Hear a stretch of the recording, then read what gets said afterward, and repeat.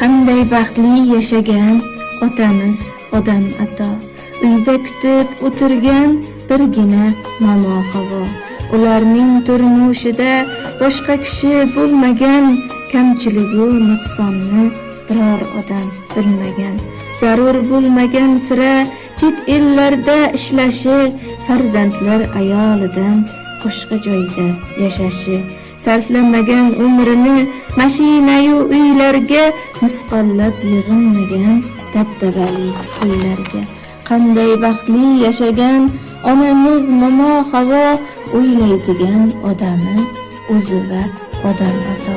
Ularning hayotida boshqa kishi bo'lmagan, kelin qanday bo'lishini onamiz ham bilmagan.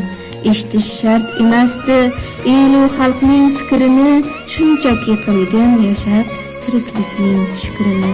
O'ylamagan biror dam odamlar nima deydi, unda o'lchov mezoni Alloh va o'zi edi. Qo'shnilarning ichida uyalmagan uyidan, hech shikoyat qilmagan qonruyi uyidan. Qilganlar ishlarini qo'lidan kelganicha, o'tkazganlar hayotin o'zlari bilganicha. Tushunmovchilik chog'i qo'shilishmagan hech kim, gaplashgani odam yo'q, yarashgan tezda jim. Shunchaki mavjud bo'lgan ularning pok sevgisi, nahotki bir-biriga yetgan ekan ikkisi. Har narsani bilgan zot borlig'u yo'qliklarni, nega birga yaratmadi bir necha juftliklarni.